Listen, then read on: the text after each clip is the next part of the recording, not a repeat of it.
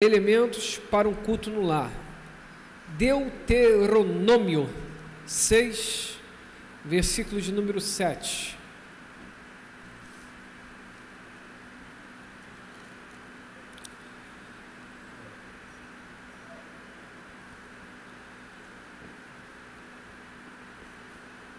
Seis, 7.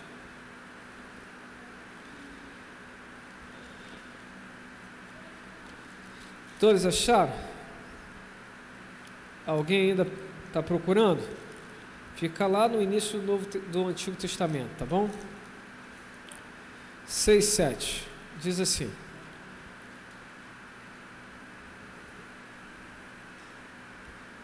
Tu as ensinarás com todo zelo e perseverança a teus filhos. Conversarás sobre as Escrituras quando estiver sentado em tua casa, quando estiver andando pelo caminho, ao deitar e ao levantar-se. Vamos ler de novo? De novo. Vamos ler com cuidado, que aí já vai nos ajudar na direção. Vamos ler mais uma vez? Vamos ler mais uma vez? Vamos ler mais uma vez? Por favor, vamos ler mais uma vez? Isso, vamos ler mais uma vez? Deu problema? É o mesmo versículo. Isso, obrigado. Tu as ensinarás com todo zelo. Grife, se você pode, na sua Bíblia, isso é na versão King James. Na versão NVI e na revista atualizada está com persistência. Aí você vai grifar aí e vai deixar grifado. Com todo zelo e perseverança teus filhos.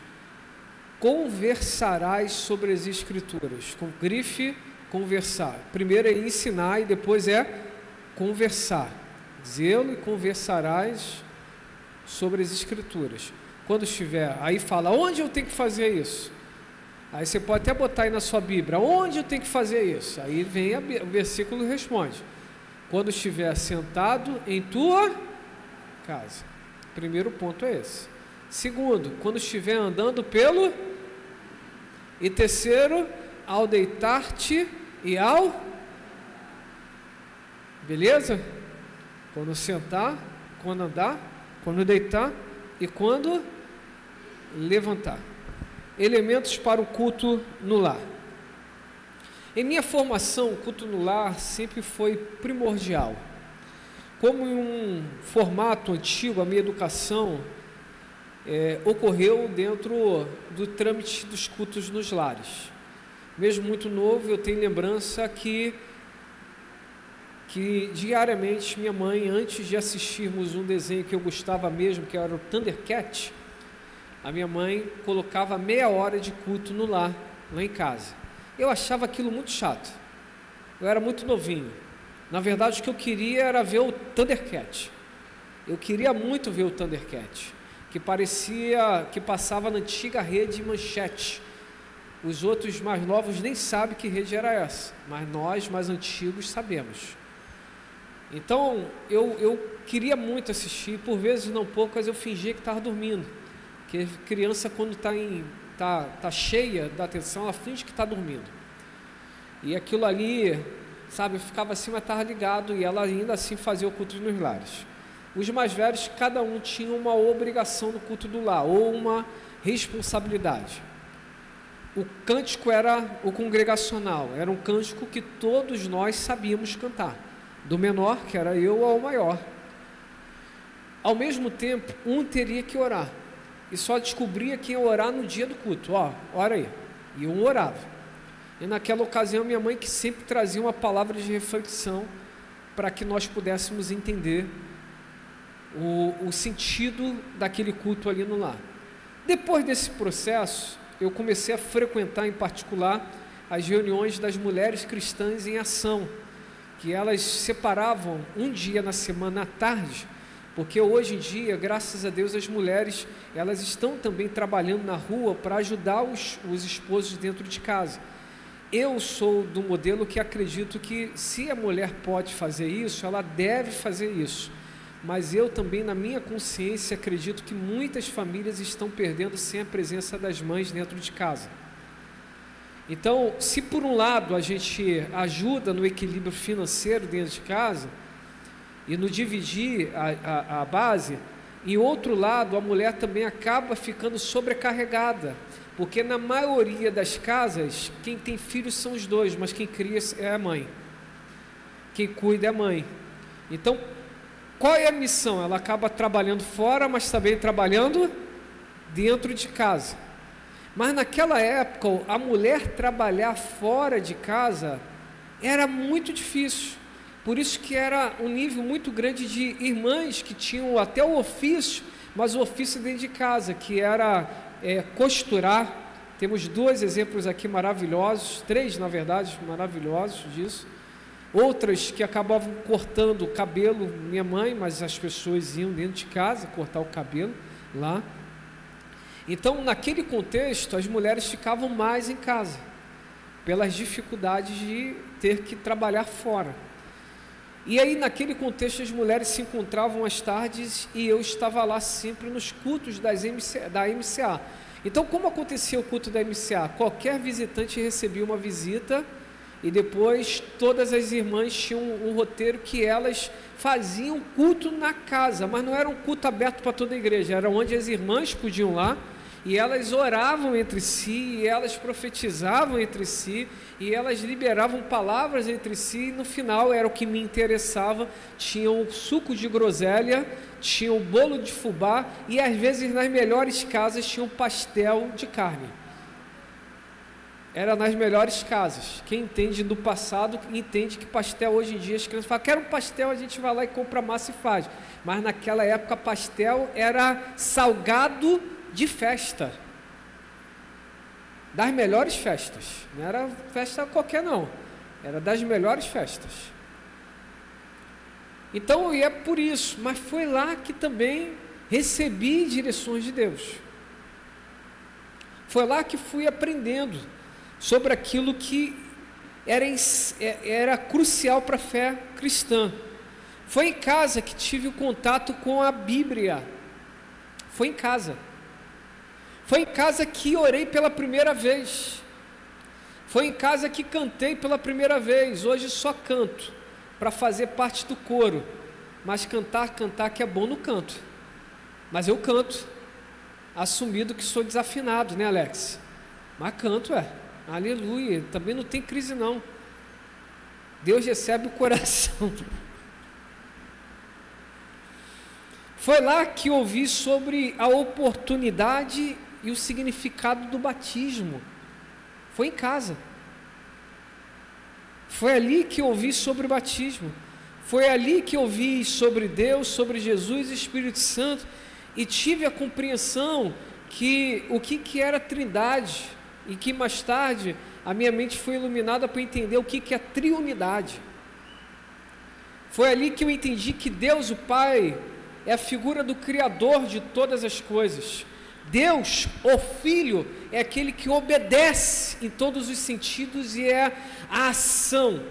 O Pai libera e o Filho faz, e o Espírito Santo é aquele que está conosco, assim como no Gênesis, pairava sobre a face do abismo, hoje está em nós e sobre nós, conduzindo a igreja para a eternidade nos céus.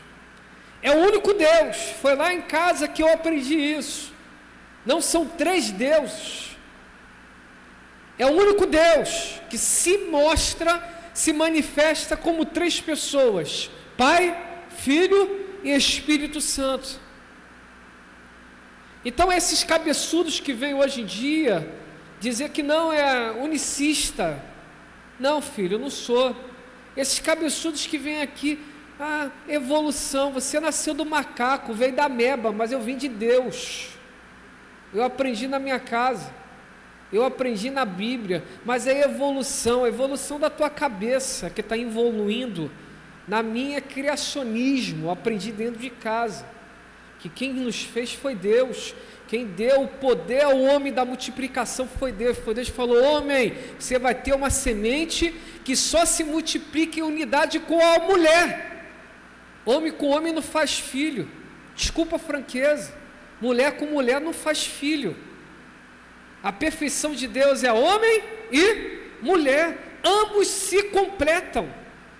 Fora disso, é invenção do pecado que foi generalizado e fez com que os homens acreditassem que o que fato é ter prazer.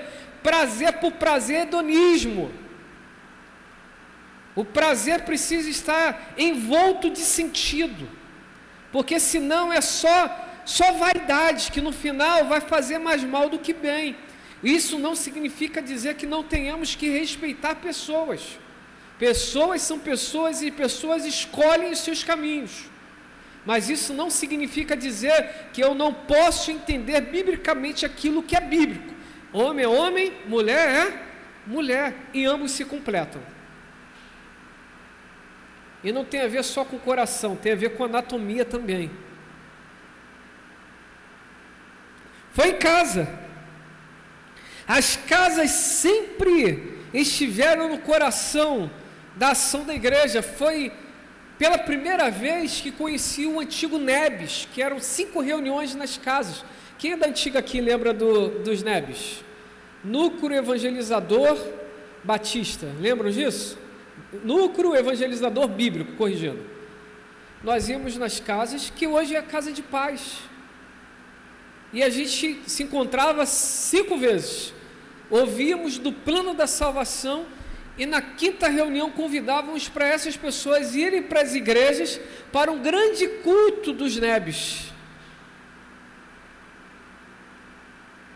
Foi lá no NEBs que eu aprendi o Novo Testamento, que eu aprendi pela primeira vez sobre os milagres de Jesus. Foi no NEBs, nas casas. Temos inúmeros relatos, tanto do Antigo como no Novo Testamento, do agir de Deus nas casas. Em Atos dos Apóstolos 20 diz: vocês sabem que não deixei de pregar-lhes nada que fosse proveitoso, mas ensinei-lhes tudo publicamente e de casa em casa. A igreja sempre se moveu nas casas. E casa que eu estou dizendo aqui nesse contexto não é no modelo celular de células nas casas, eram de reuniões nas casas, que também dão base às células. Mas o assunto aqui nessa manhã não tem a ver com células. O assunto nessa manhã tem a ver com culto no lar, aquele culto básico, aquela coisinha de você se reunir na mesa e falar: vamos orar hoje. Aquele dia que fala assim: hoje é o dia que a gente vai ficar aqui 10 minutos falando da palavra. Meus irmãos, o tempo, a vida está acelerada, mas se um dia, deixa até eu colocar esse adendo, eu estava: professor Renato, eu não estou conseguindo, eu no jiu-jitsu, está tantas coisas, eu vou no jiu-jitsu, e tem gente que às vezes pede para eu falar, eu estou de kimono, pastor, eu preciso falar contigo, mas eu estou de kimono, e aí eu falo: vou dar atenção ao povo, eu acabo não voltando para o jiu-jitsu, sabe, essas coisas vão te desanimando, que às vezes você está ali, você precisa também do jiu-jitsu para você poder viver bem. E aí teve um período que eu estava no jiu-jitsu e via os irmãos e falavam assim: eu preciso falar com o senhor, pastor. Ali acabava, ou seja, já tirou o foco do jiu-jitsu e a sua cabeça fica no foco da conversa. E aí eu falei: por causa disso eu estou com dificuldades. Agora a aula, e o professor falou uma coisa certa: você sempre fará aquilo que você prioriza. Vira para quem está ao teu lado e fala assim: você sempre fará o que você prioriza. Para aquilo que você prioriza, você sempre vai ter tempo. Talvez você esteja falando assim: eu não tenho nem tempo para dar para minha família, porque você não está priorizando a sua família. A vida está corrida. Pastor Marcos Madaleno falava muito isso, e o Lucas Cavoli, que inclusive estão em Cuba, eles foram para Cuba, hein? Estão lá em Cuba sofrendo, não tem nem internet. O melhor planeta para algumas pessoas, o melhor país para algumas pessoas. Estão lá sofrendo com o projeto missionário. E aí, eles usavam muito essas frases e trouxeram como cultura. Nossa vida é corrida, então a gente tem que aprender a dar tempo de qualidade para quem nós amamos. Que a conversa seja a melhor conversa, que o sentar à mesa seja o melhor sentar à mesa. que o dormir seja o melhor dormir. Você sempre terá prioridades, você sempre terá tempo para aquilo que você prioriza.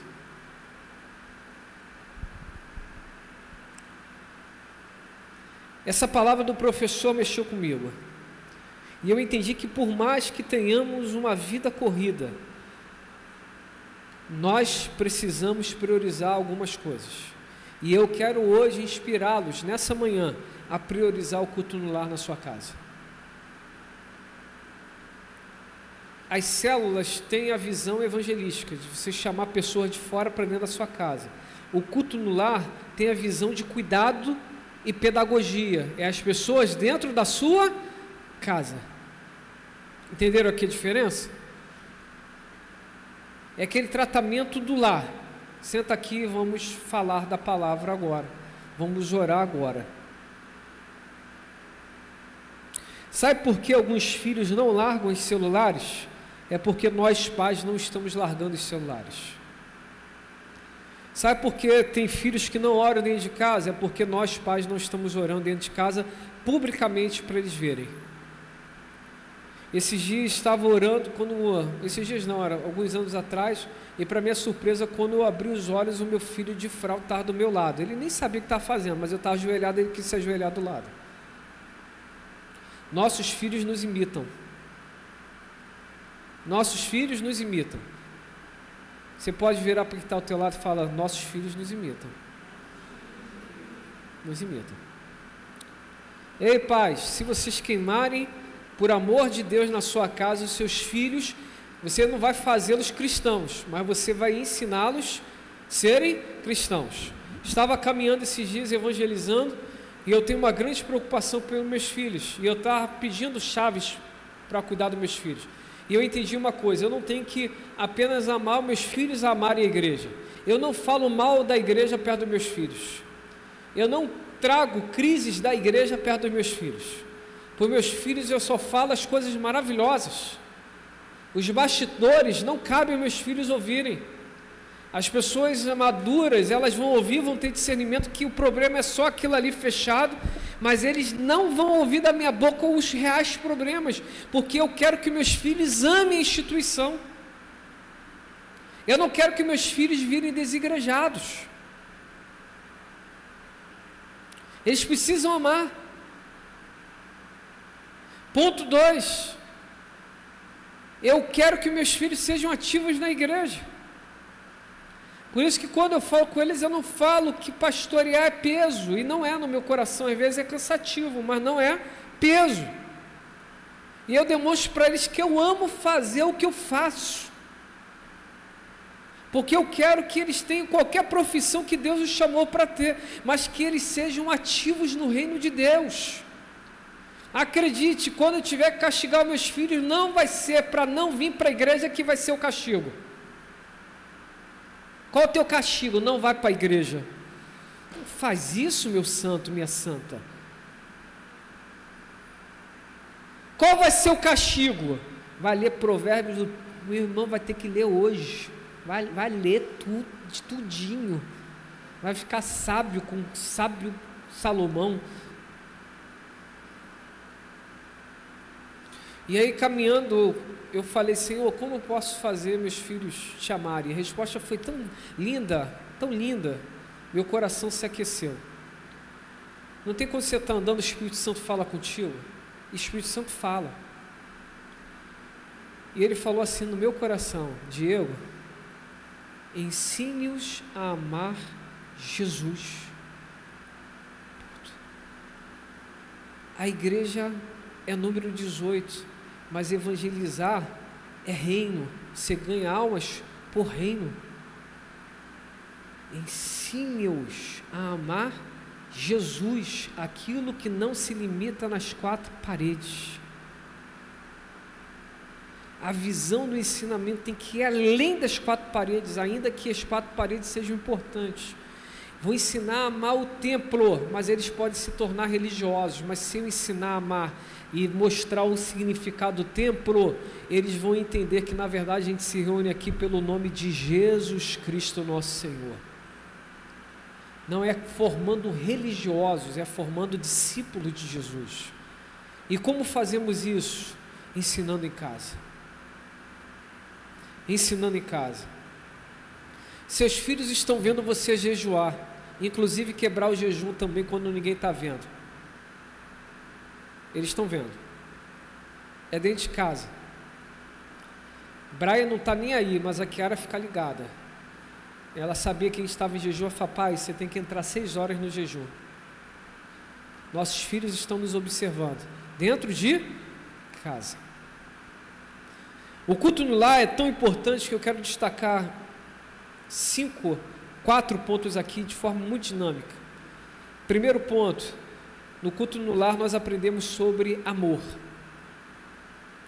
Só vai ter sentido o culto no lar aquele culto que é banhado em amor. Tem algumas pessoas que fazem do culto do lar a Santa Inquisição. O culto no lar não pode ser a Santa Inquisição. A Santa Inquisição era a evangelização obrigatória dos povos pagãos. Precisa ser banhado em amor. Vamos aqui estar. Se não dá para ser todos os dias, uma vez na semana, se não dá 15 dias, uma vez no mês, mas nós vamos nos reunir aqui e vamos juntos, como grupo, como núcleo familiar, falar: mas o meu filho está desviado, minha filha está desviada, e eles ainda não se tomaram. Meu esposo: olha, filho, eu sou tua esposa, olha, eu sou teu esposo. Uma vez a gente vai se reunir aqui 30 minutos para orar. Tá bom? Tá bom. 2, o culto no lar desenvolve o pertencimento. Quando você libera, ora aí agora, prega aí você agora, traz o louvor agora, família biológica, mas a família da fé lá também. É ali no lar que você vai desenvolver o pertencimento. Quando o filho vier com ziquezira, porque quer ficar em casa, porque quer fazer alguma coisa, você vai falar: não, família biológica, família da fé, vamos para a família da fé.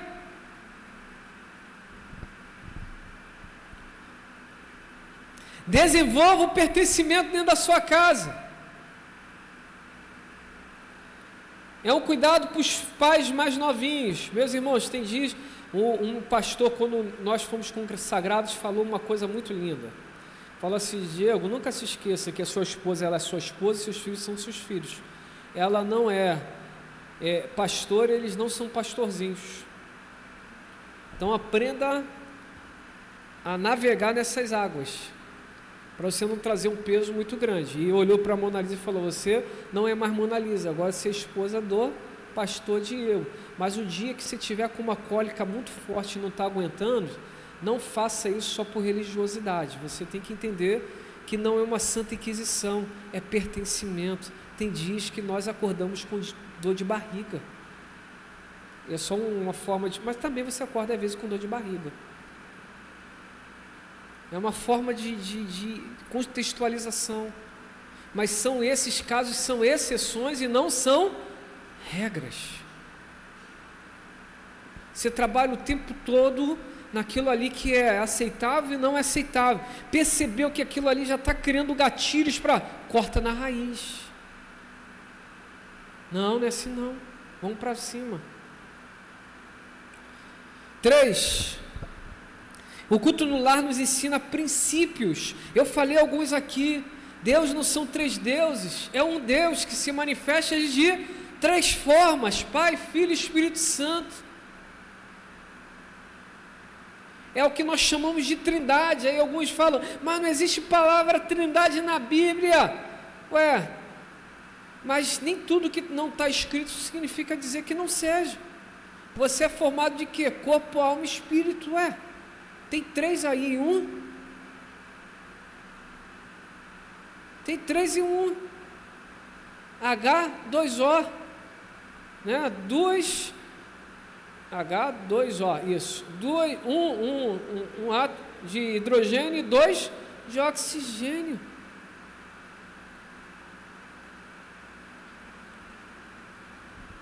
Foi lá que eu aprendi que eu não vim do macaco. Vira quem está o teólogo e fala: você veio do macaco ou veio de Deus? Que coisa. Tem gente que fica com dúvida, não tem dúvida disso não. Sou criacionista de raiz. Não sou Nutella não, filho, sou a raiz.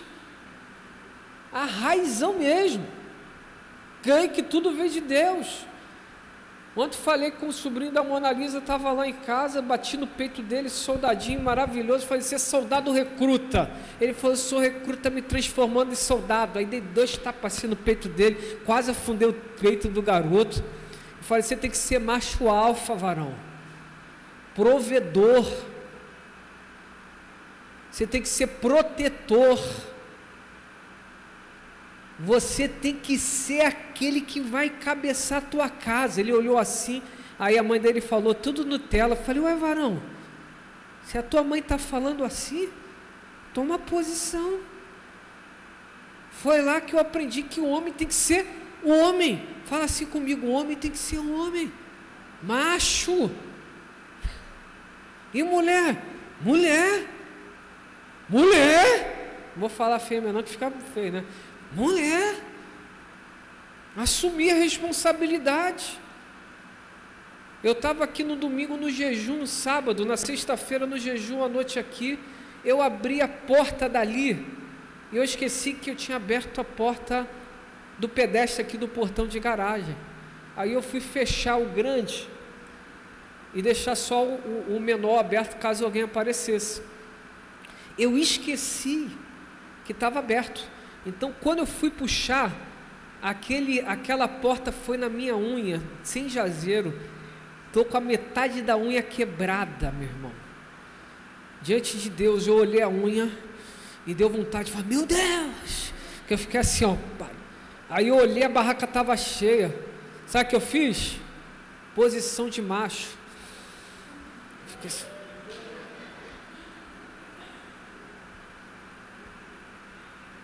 Não tem aquilo que você tem.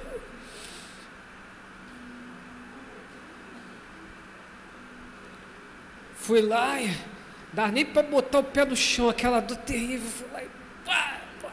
Aí vim andando sem desmorecer. Pessoal ali olhando. Fui andando devagarinho assim. Falei, meu Deus, me ajuda, pai, me ajuda. Aí quando sentei nesse banco, falei, meu Deus, que dor terrível. Meu pai do céu, que dor terrível. E a unha, o dedo ficou branco do nada, começou a brotar vermelho, e o sangue. Eu falei, meu Deus, que negócio que eu fiz, sozinho dentro da igreja. E eu cheguei lá na casa, falei, Mona, você não sabe, a Mona falou, é o capeta. Eu falei, é ele mesmo, mas fui eu que esqueci, mas vamos botar na conta dele, foi o capeta.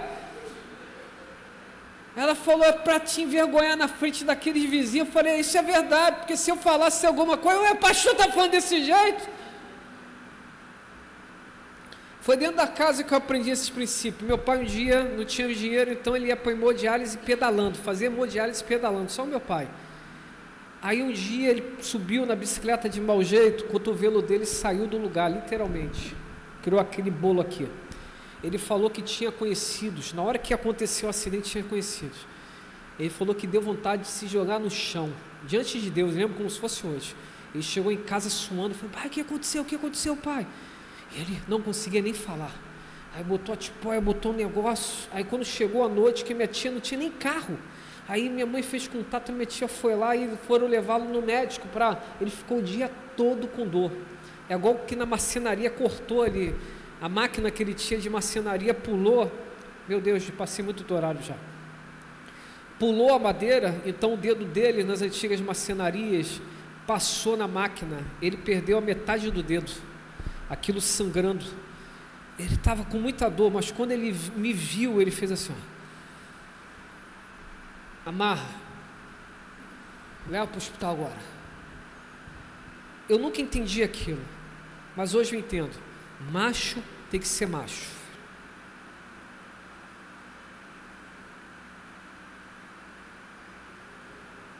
Entenderam aqui o recado? Tem muito macho desconstruído.